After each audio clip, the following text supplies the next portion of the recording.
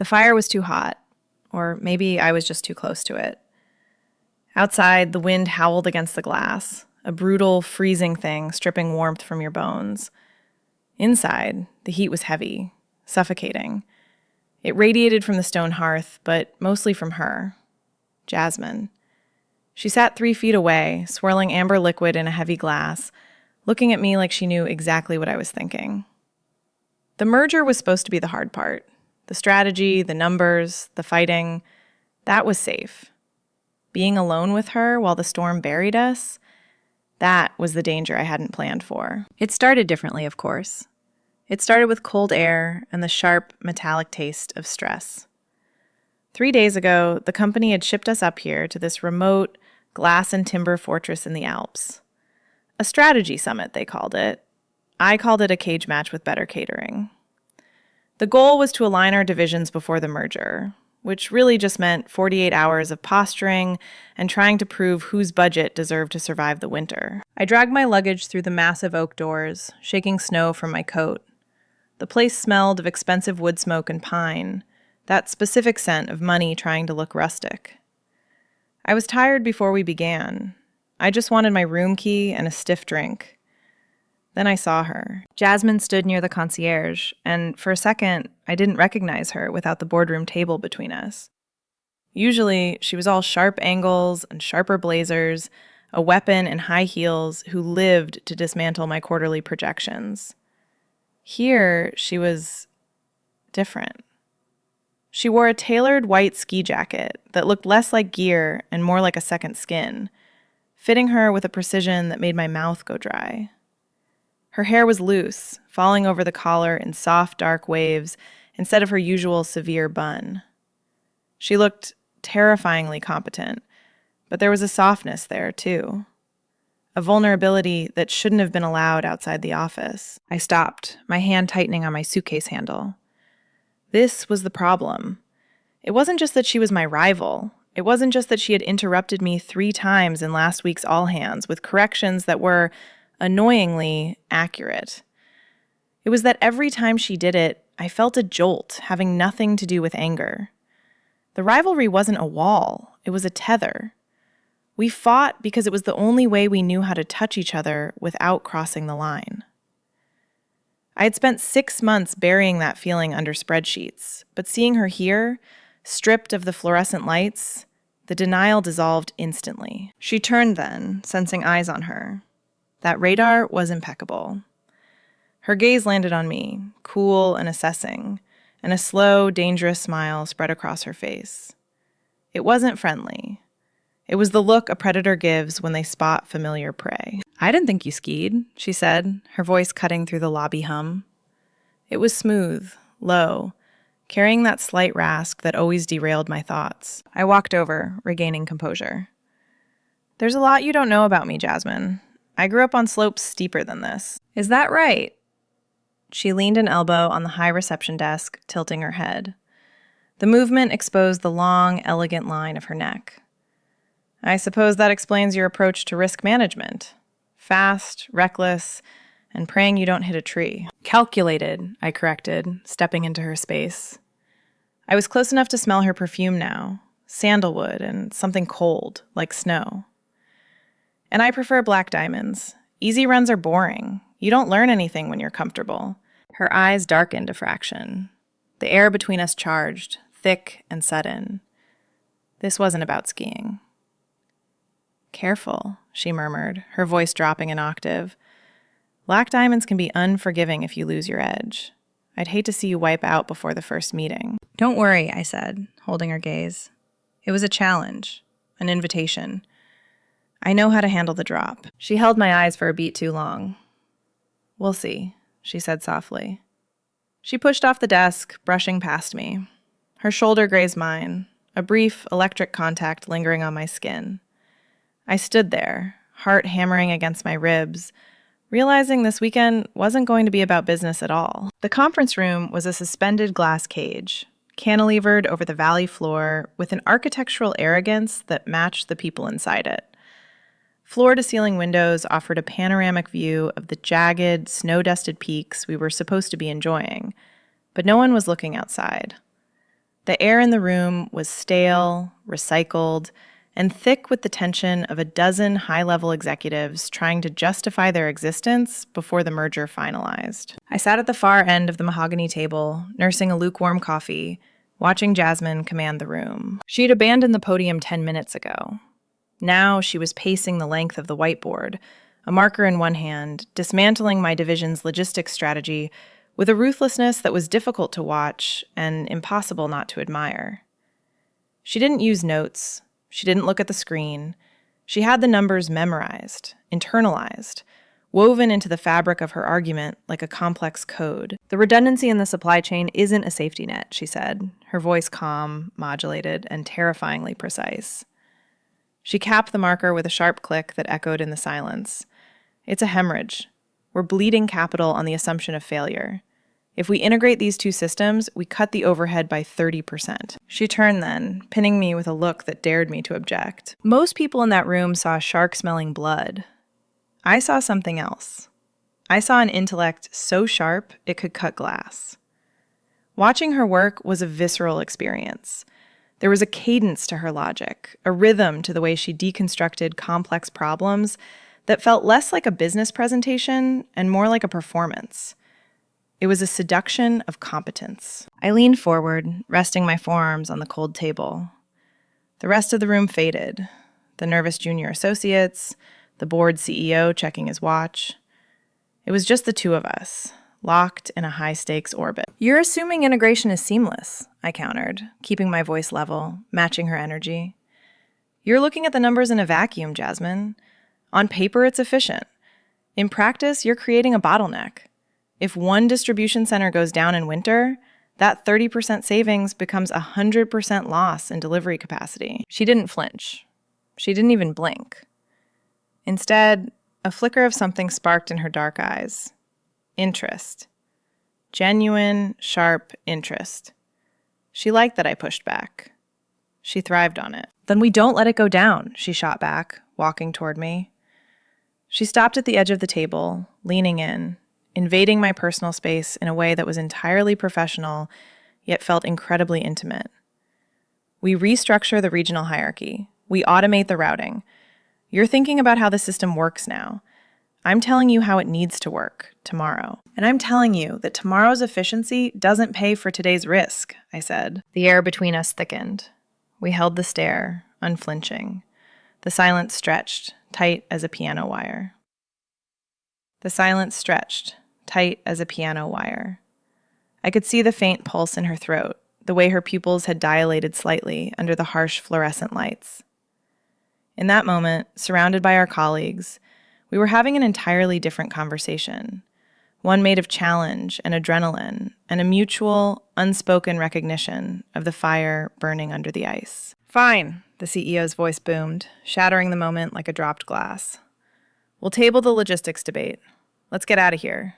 The lifts are running for the night ski in 30 minutes. Jasmine straightened up, the professional mask sliding back into place instantly. But not before she gave me one last, lingering glance. It was a look that promised the conversation wasn't over. It was just moving to a different, colder battlefield. She capped her marker again, the sound sharp in the quiet room, and I knew I was in trouble. Night skiing changes the architecture of a mountain. Under the sun, the Alps are vast, blinding, and endless. But under the halogen floodlights, the world contracts. The slopes become narrow ribbons of illuminated ice carved out of the consuming blackness. The shadows of the pine trees stretch long and distorted across the groomed runs, looking like grasping fingers. It feels less like a sport and more like a cinematic set piece, dramatic and slightly unnatural. At the base, the team was a chaotic jumble of clicking bindings and loud performative laughter. The junior VPs were already racing toward the high-speed quad, eager to prove their athleticism was as robust as their portfolios. I hung back, adjusting my gloves, watching the rotation of the chairs. I wasn't watching the machinery, though. I was watching Jasmine. She moved with that same economy of motion she used in the boardroom, snapping her boots into her skis without looking down, her breath pluming in the frigid air. I timed it perfectly. It wasn't an accident. I maneuvered through the lift line, ignoring a wave from the marketing director, and slid into the gate right as Jasmine glided forward. The lift operator barely looked up as the chair swung around, scooping us up and sweeping us away from the noise of the lodge. The safety bar came down with a metallic clatter, and then silence. That is the specific magic of a chairlift at night. One moment you are surrounded by the noise of commerce and social obligation. The next, you are suspended 50 feet in the air, dangling in a void. The only sounds were the rhythmic hum of the cable overhead and the wind hissing through the frozen needles of the trees below. We were isolated. The chair was wide enough for 4, but it was just the 2 of us, sitting in the middle. The heavy winter gear made us wider, bulkier, so our shoulders pressed together. It was a synthetic intimacy, Gore-Tex rubbing against Gore-Tex, but I could feel the solid weight of her against my side. The contact was constant. Every sway of the lift, every gust of wind that rocked the chair, pressed her firmer against me. The cold was biting, the kind of temperature that tightens your skin and makes your lungs ache with every inhale. But the solid weight of her shoulder against mine grounded me in the dark. "You were quiet down there," I said, keeping my eyes on the tips of my skis dangling over the black drop. "I expected you to lead the charge." Jasmine let out a breath, a long exhale that fogged in front of her face before being ripped away by the wind. She adjusted her goggles, pushing them up onto her helmet. Her face was exposed to the biting air, her cheeks already flushed pink. "I hate these things," she said. The admission was so quiet I almost missed it over the wind. It wasn't the sharp, projecting voice she used in meetings. It was flat, tired, and shockingly honest. I turned to look at her. In the harsh, blue-white light of the flood lamps, the perfect composure she wore like armor had slipped. She looked tired. Not the polite fatigue one admits to over coffee, but a deep, bone-weary exhaustion. "The skiing?" I asked. "The performance," she corrected, staring out at the dark horizon where the mountains swallowed the sky. "The forced camaraderie. The pretending that we aren't all just waiting for the other shoe to drop with this merger. It's exhausting trying to be the smartest person in the room while simultaneously pretending to be everyone's best friend on the slopes." "You don't pretend to be my best friend," I pointed out softly. She turned then, meeting my gaze. Her eyes were dark, reflecting the scattered lights of the resort far below. "No," she said, and a small, wry smile touched the corner of her mouth. "I don't have to pretend with you. You already know I'm a shark." "I know you're efficient," I countered. "There's a difference." The wind picked up, rocking the chair violently. We both instinctively grabbed the safety bar, our hands brushing. She didn't pull away. "Efficiency is just a survival mechanism," she murmured, her voice dropping lower, intimate in the vastness of the dark. "If I stop moving, if I stop cutting the dead weight, I might actually have to feel something. And I can't afford that right now." It was the most vulnerable thing she had ever said to me. The rivalry, the budget fights, the email wars, they all felt like distant, childish games compared to the woman sitting next to me in the dark. She wasn't fighting me now.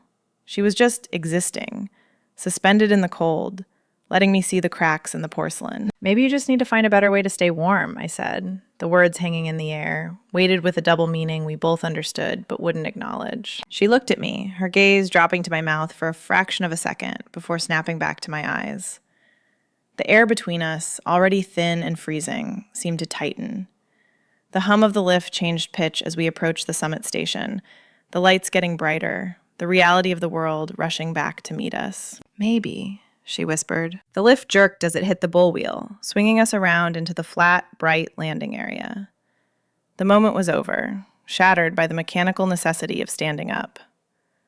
But as we raised the bar and prepared to slide off into the snow, the silence between us lingered, a phantom sensation that was far more dangerous than the icy run waiting below. The transition from the suspended silence of the lift to the brutal reality of the snow was abrupt. We slid off the ramp, the sound of our skis scraping against the hardpack echoing like a rasp in the quiet air. Jasmine didn't wait. She didn't look back to see if the group was gathering or if the marketing director had managed to unload without falling.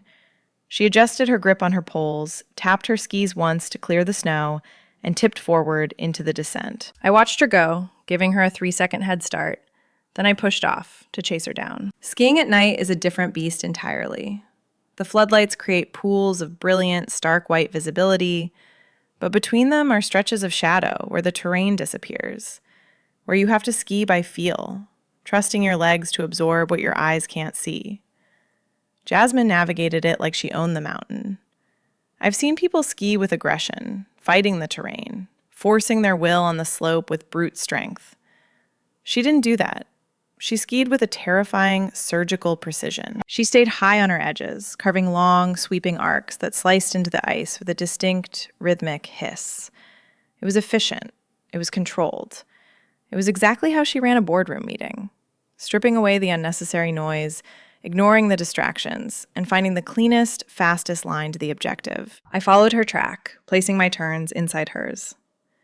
There is a strange, unspoken intimacy in following someone's line down a mountain at high speed. You have to anticipate their rhythm, breathe when they breathe, turn when they turn. For a few minutes, we were synchronized, two dark shapes moving in tandem against the white. The wind roared in my ears, biting at my exposed cheeks, but over it, I could hear the sharp scrape of her skis, a sound that felt oddly satisfying. I pushed harder, closing the gap, wanting to be close enough to see the spray of snow from her tails, wanting to see if I could make her speed up. She sensed me there, of course she did, and she didn't pull away. She tightened her radius, making the turns sharper, faster, challenging me to keep up. I gritted my teeth, my quads burning, and matched her, edge for edge. Halfway down, where the run widened into a steep, open face, she threw her skis sideways and skid to a sudden halt. A curtain of ice crystals sprayed up, glittering in the halogen light like diamond dust before settling. I stopped beside her, digging my edges in hard, breathing heavy. The silence rushed back in the moment we stopped moving. It was absolute. The other skiers were far above or far below. Here, in this pool of light surrounded by black pines, we were the only two people on Earth. Steam rose from our mouths in thick white clouds, mixing in the freezing air between us before disappearing into the dark. She was looking back up the hill, assessing the line she had just carved, her chest rising and falling beneath the white jacket. "You don't skid," I said, my voice sounding loud in the quiet. "Most people skid the steep parts. You hold the edge right through the apex." She turned her head, looking at me through her iridescent goggles. Then she reached up and pulled them down around her neck. Her eyes were bright, alive with adrenaline, the cold biting at her exposed skin. "Skidding is wasted energy," she said, breathlessly. "It's hesitation. If you commit to the turn, the ski does the work. If you hesitate, you slide." "It's risky," I countered, leaning on my poles, shifting my weight so I was facing her fully. "If you catch an edge at that speed, you're done." "I don't plan on catching an edge." "No," I admitted, watching the way the harsh light caught the moisture on her lips. "I don't think you ever do." It was a compliment, and she knew it. Not a polite social nicety, but a recognition of her skill, her control. A smile broke across her face. It wasn't the shark smile from the lobby. It wasn't the polite, guarded smile she gave the CEO. It was real. It reached her eyes, crinkling the corners, transforming her face into something open and breathtakingly human. "You kept up," she said, sounding almost surprised. "I thought I'd lose you on that last wall." "I told you," I said, my voice dropping, the space between us feeling suddenly charged, magnetic. "I like the black diamonds." The mountain felt vast around us, 1,000,000 acres of cold and dark, but the world had shrunk down to the 3 feet of snow separating my skis from hers. "Don't get cocky," she murmured, pulling her goggles back up, masking her eyes again. "The bottom half is icier. Try not to embarrass yourself." "Lead the way," I said. She didn't wait. She dropped her tips and dove back into the fall line, accelerating instantly. I watched her go for a heartbeat, the sway of her hips, the power in her legs, before pushing off to chase her down again. The lodge was an assault on the senses. After the pristine, silent cold of the mountain, the interior felt like walking into a blast furnace of noise and humidity. The air was thick, heavy with the scent of wet wool, drying leather, spilled beer, and the cloying sweetness of mulled wine. A massive stone fireplace roared in the center of the room, but its warmth was lost in the crush of bodies. It was the kind of chaotic, forced celebration that corporate retreats thrive on. Loud, performative, and inescapable. I retreated to the periphery. I found a spot near a heavy timber pillar, nursing a whiskey that cost more than my first car, and watched the room. Or rather, I watched her. Jasmine had been swallowed by the crowd the moment we unclicked our skis. She was standing near the hearth, surrounded by a phalanx of junior associates and eager marketing managers who looked at her with a mix of terror and adoration. She had shed the white jacket, revealing a cashmere sweater that looked soft enough to melt under your fingers. She was holding a glass of wine she hadn't taken a sip of in 20 minutes. I watched her work the room. It was a masterclass in executive presence.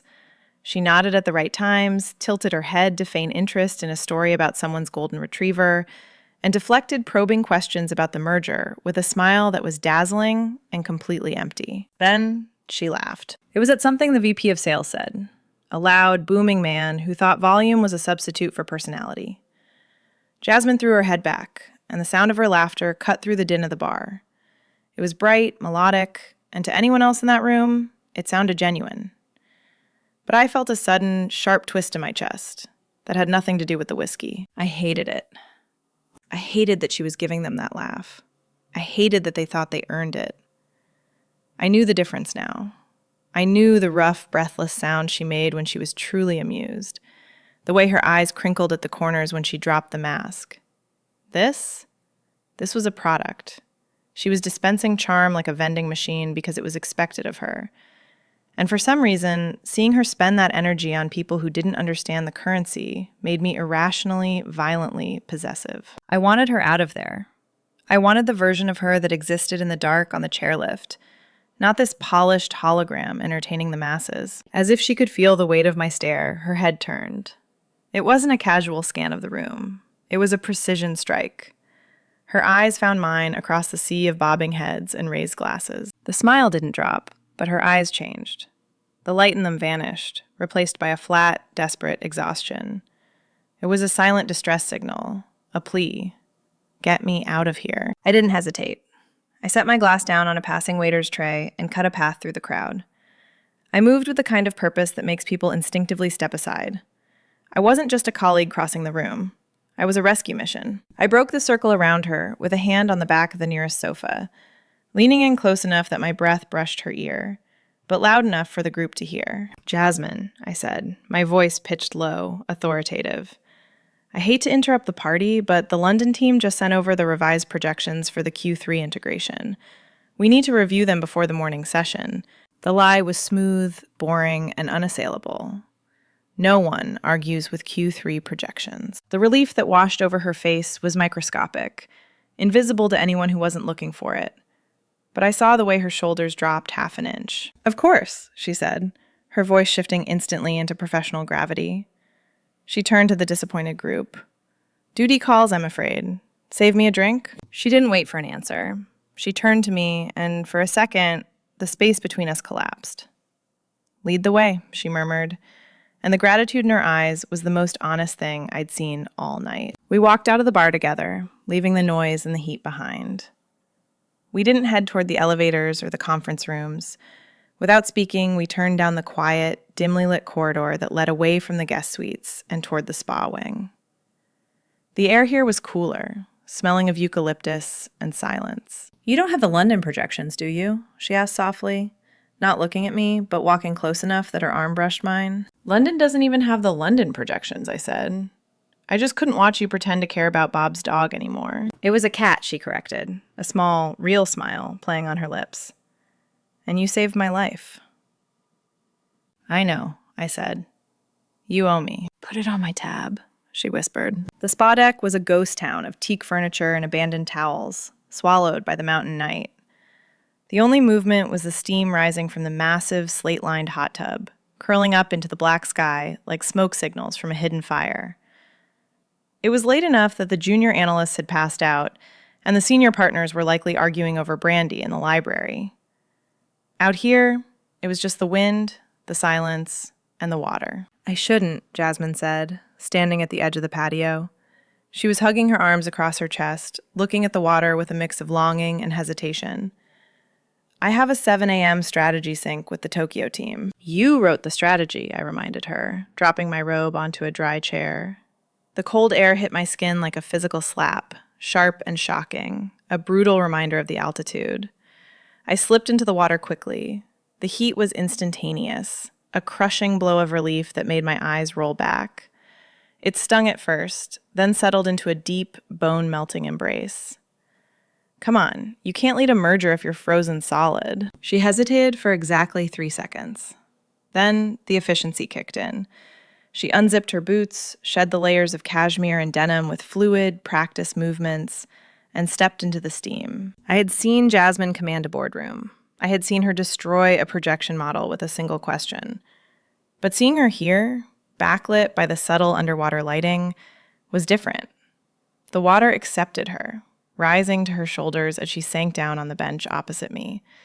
She let out a long, ragged sigh, a sound of pure, unadulterated release that I wanted to bottle and keep. She tipped her head back against the stone rim, closing her eyes.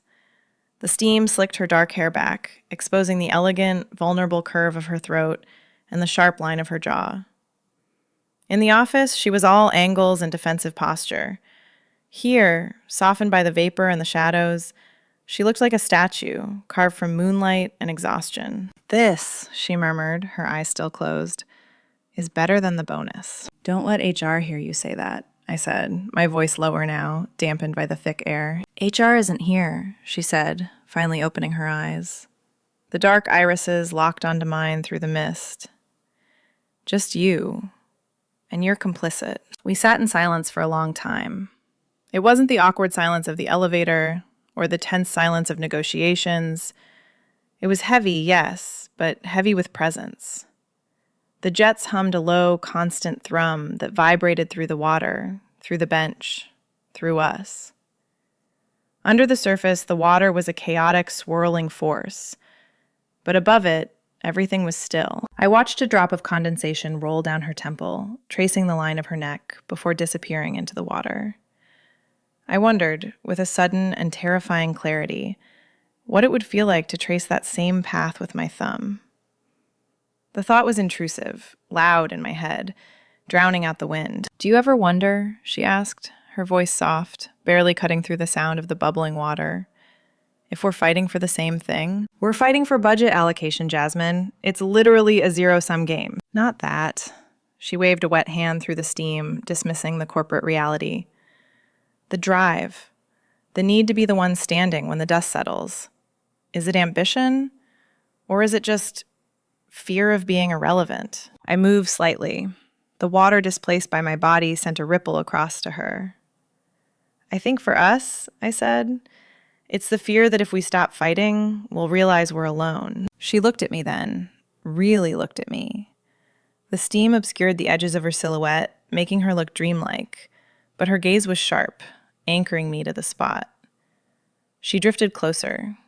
Not swimming, just letting the buoyancy carry her until her knees were inches from mine. If I stretched my leg out just a fraction, I would touch her. The potential of that touch hung in the damp air, heavier than the snow clouds gathering above. I'm not alone right now, she whispered. The air shifted. The wind picked up, swirling the snow that had started to fall again, turning the steam into a chaotic vortex. A particularly brutal gust cut through the warmth, freezing the wet skin of my shoulders. The sanctuary was breaching. We're going to freeze if we stay out here, I said, reluctantly breaking the spell. The storm is picking up. I know, she said, shivering slightly despite the heat of the water. But I don't want to go back to the hotel wing.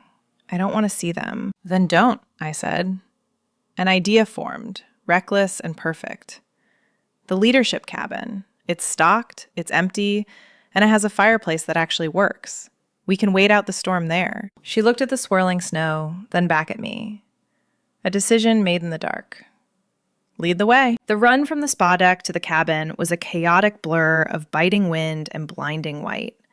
We stumbled through the heavy oak door, the wind slamming it shut behind us, with a finality that felt like a lock clicking into place.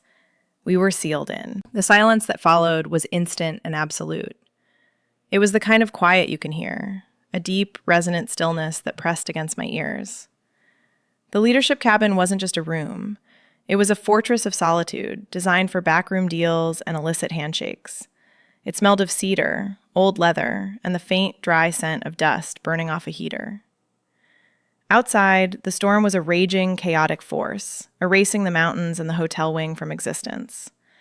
Inside, the air was still, suspended in a vacuum of sudden privacy. "We're stuck," Jasmine breathed, leaning back against the doorframe. She was shivering violently now, the adrenaline of the dash fading to leave only the bone-deep chill of the mountain. Her wet hair plastered the collar of her robe to her neck, and her lips were pale. The professional armor was gone completely. In the dim emergency lighting, she looked small. "The main generator is on," I said, my voice sounding too loud in the quiet.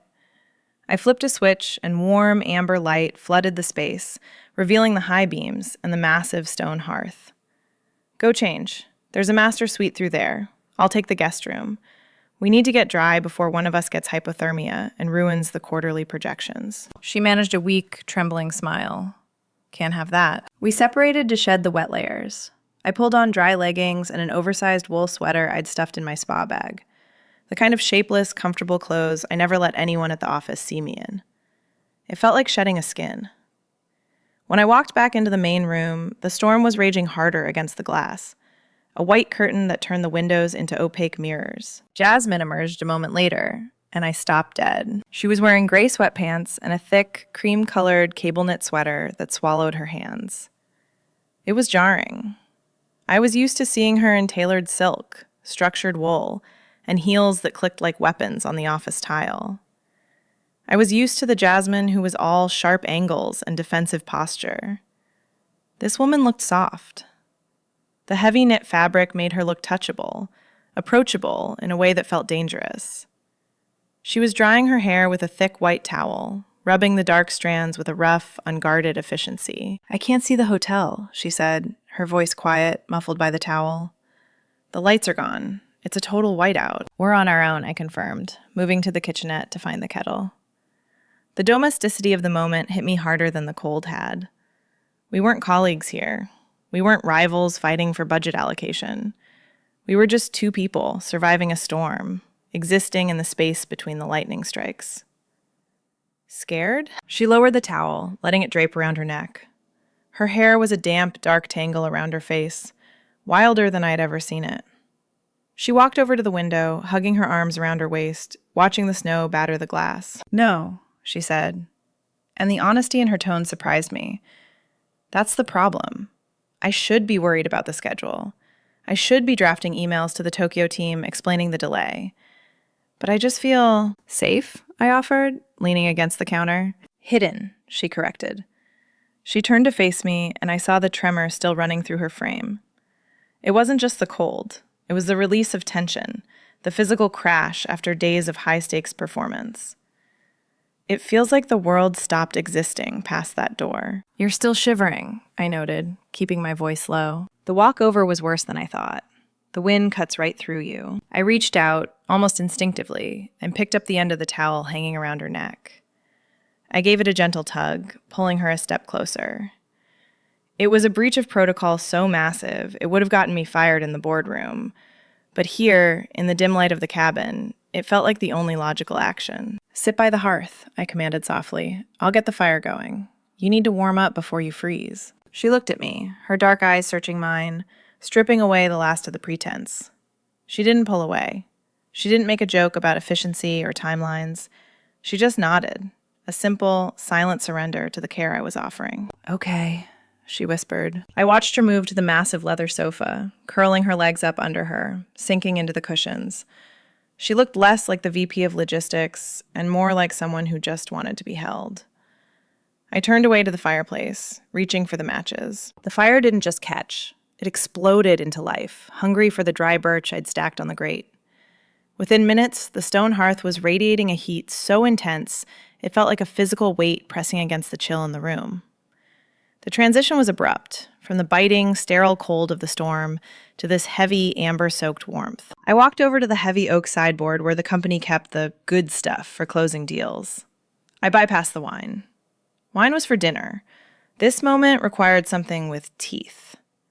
I I found a bottle of single malt, aged 18 years, the kind of liquid gold that burns on the way down and settles in your chest like a second heart. I poured 2 generous fingers into heavy crystal tumblers, the clink of glass echoing in the quiet room. Jasmine had moved from the sofa to the thick fur rug directly in front of the fire. She sat with her legs tucked under her, staring into the flames, mesmerized by the dance of orange and blue.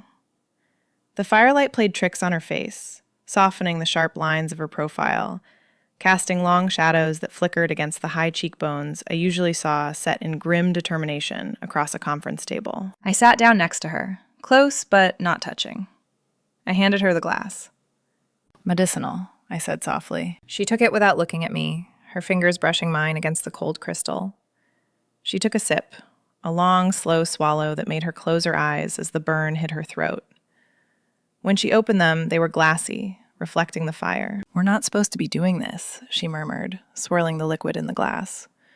"Fraternizing, drinking the CEO's private stash, hiding from a storm in sweatpants." "We're not fraternizing," I countered, taking a drink of my own. The whiskey was smoky, tasting of peat and oak.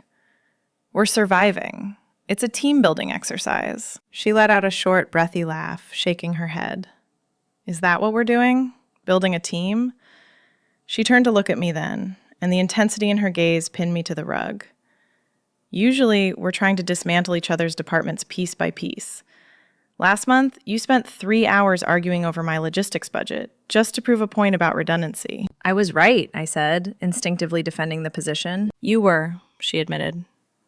The words hung in the air, shocking me into silence. Jasmine never admitted defeat. "You were right, and I hated you for it. But not because you won." "Then why?" She took another sip of whiskey, the flush on her cheeks deepening. It wasn't just the heat of the fire anymore. It was the alcohol and the truth rising to the surface. "Because you're the only one who actually checks my math," she said, her voice dropping to a whisper that felt louder than the wind outside. "Everyone else in that boardroom? They nod, they agree. They're terrified of me, or they're too lazy to challenge the logic. It's boring. It's so incredibly boring to be the smartest person in the room every single day." She turned her body fully toward me, abandoning the fire to focus on the real source of heat in the room. "But you," she continued, her eyes searching mine, "you don't nod. You push back. You find the one crack in the armor and you jam a lever in there and pry it open. You make me work for it." I felt my breath hitch. "It's not just about the work, Jasmine," I said, my voice rougher than I intended. "I don't fight you because I want to win. I fight you because I like watching you operate. When you're cornered, when you have to defend a position, you're brilliant.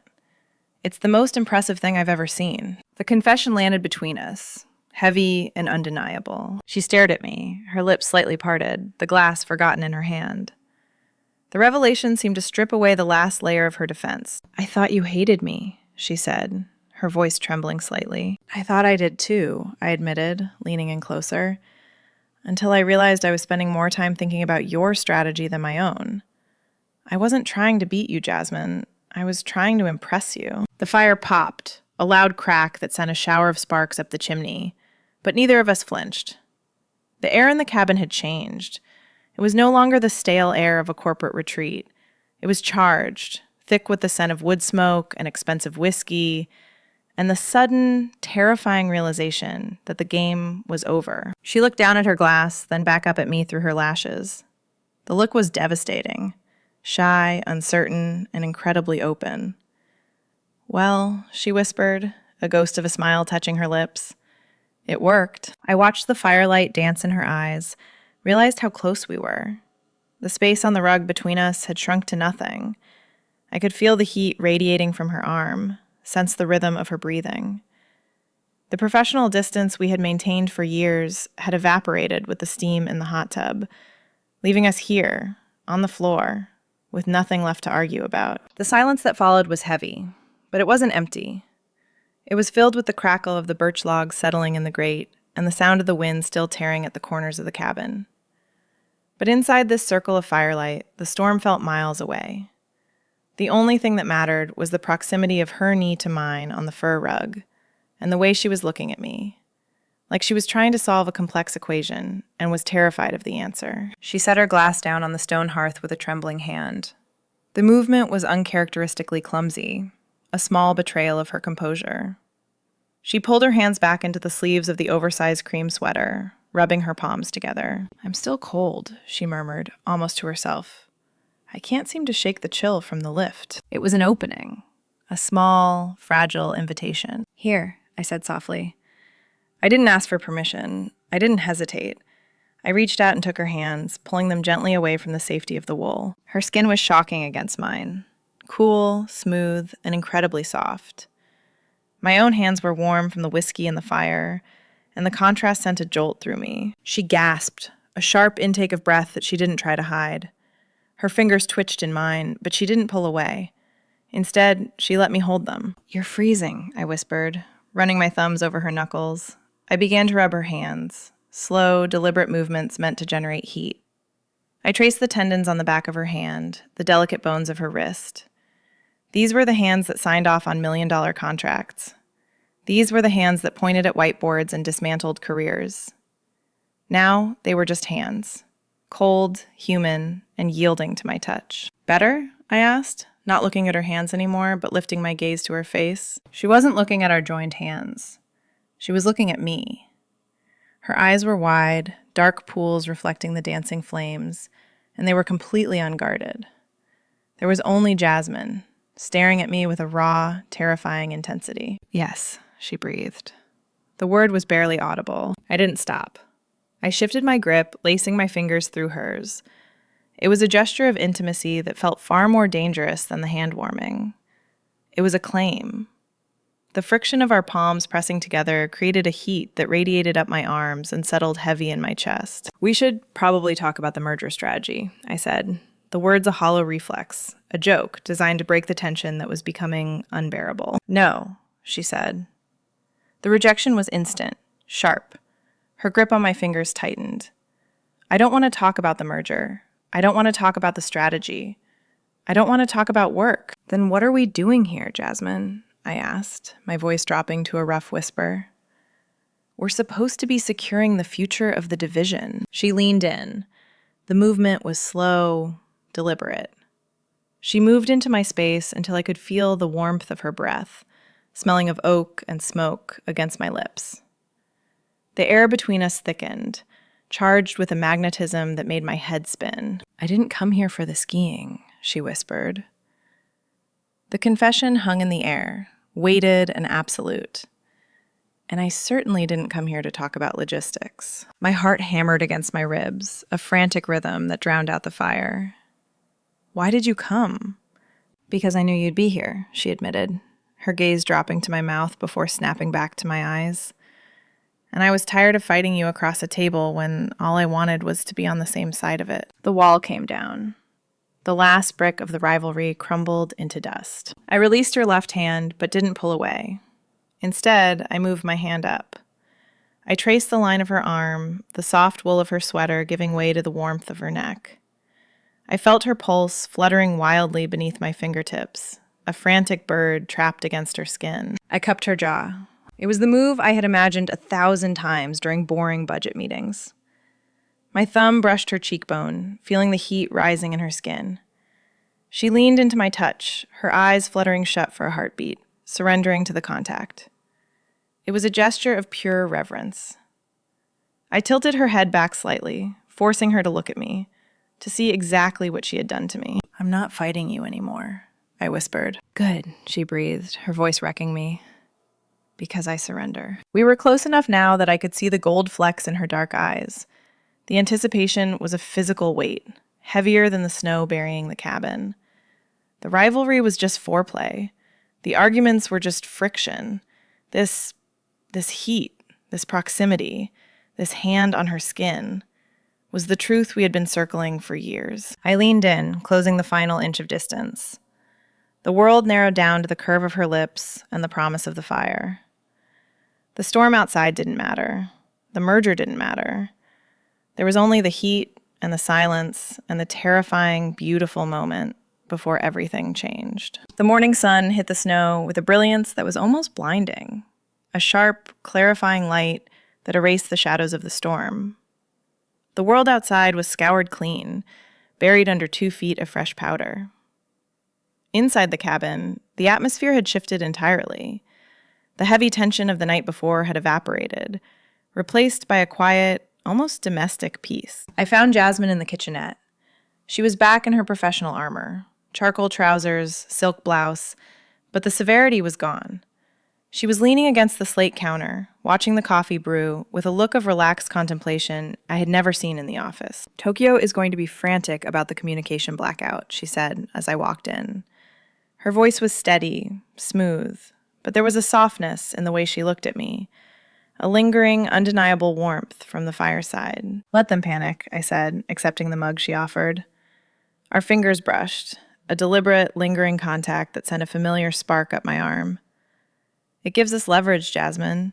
We walk in there with a unified solution before they even finish listing the problems." She took a sip, her dark eyes glinting with a new kind of intensity. It wasn't the combative glare of a rival anymore.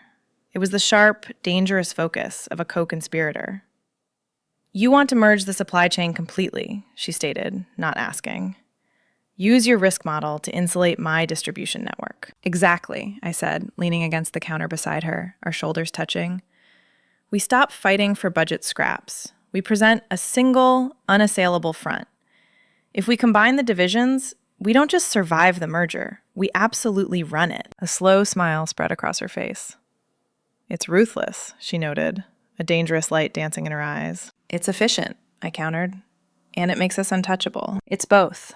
She set her cup down and turned to me. The momentary playfulness faded into something deeper. "We have to go back.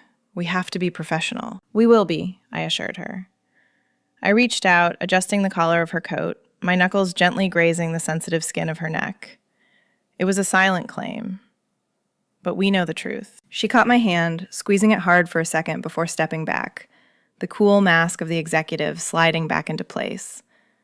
But now I knew what was behind it. We walked out into the blinding white, leaving the sanctuary of the cabin behind. The long walk back to the lodge felt victorious. The biting wind didn't sting. It felt like fuel. We entered the glass-walled boardroom together, not as enemies, but as an unstoppable force of nature. When the CEO began his lecture, Jasmine caught my eye across the table, a subtle, secret smile shared only between us. If you've ever discovered that the best way to survive the cold is to find the right fire, subscribe to the channel right now for more stories.